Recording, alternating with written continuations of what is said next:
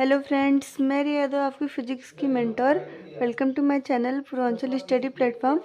तो जैसा कि आप सब देख सकते हैं कि हमने कल के वीडियो में बर्नौलीज़ थ्योरम के बारे में पढ़ा था, और जो कि आया था p plus half rho v square plus rho g h equal to constant, इतना आया था। आज हम उसका डेरिवेटिव्स देख लेते हैं, उसका डेरिवेशन पोर्शन देख लेते हैं। तो आइए देखते हैं, मज़ा आएगा। तो जैसा कि आप सब देख सकते हैं कि जैसे ये एक पाइप है जिसका एरिया इधर का A1 और वेलोसिटी V1 और इधर का A2 और V2 है, जो कि हाइट इसकी H1 H2 है। हमने लिखा नहीं, हम लिख देते हैं यहाँ पे H2 है और इधर H1 है। तो फिर सबसे पहले हमें इसको प्रूफ करने के लिए हमें जो चेंज इन काइनेटिक एनर्जी है वो निकालना होगा।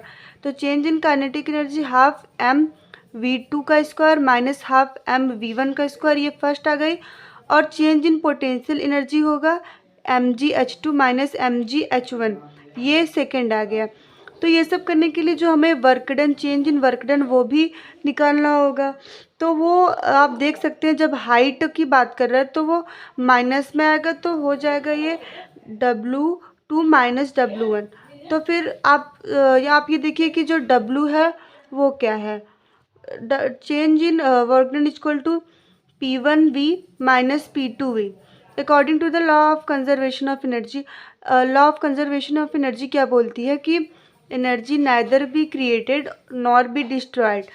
तो इसका आ जाएगा जो change in work done equal to kinetic energy plus potential energy का सम।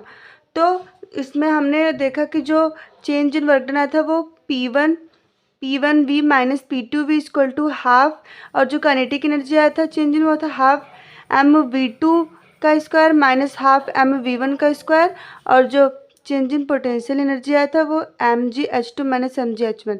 तो इसका जो पूरा आया, हम क्या कर सकते हैं, 1 वाला एक तरफ कर लेते हैं और 2 वाला एक तरफ। तो जब 1 वाला हम एक तरफ करेंगे तो इतना आया, 2 वाला एक तरफ करेंगे तो इतना है।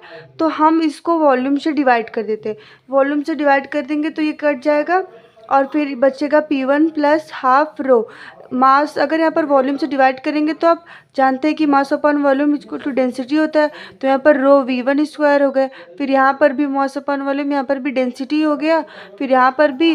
तो फिर इतना जो आया हमारा बर्नौली थ्योरम वो आया। और जैसे कि आप सब ने देखा कि जो P plus half rho v square plus rho g h है वो कांस्टेंट है, तो बर्नौलीज थ्योरम के हिसाब से। तो फिर जो वेलोसिटी है आप जानते हैं कि ये तो फास्ट करेगी ना, तो fast moving fluid create low pressure. आप ये सोचिए, जब जिसकी वेलोसिटी जितना बढ़ेगा उसका प्रेशर उतना ही कम होगा। आप ये जानिए, जैसे कि फास्ट जो मूविंग फ्लूइड है, यानी जो ज़्यादा तेज फ्लूइड है जो मूव करता है, वो प्रेशर कम बनाता है। तो वैसे जितनी इसकी वेलोसिटी बढ़ेगी उसका प्रेशर उतना ही कम होगा। तो आज ये चैप्टर हो गया फिनिश।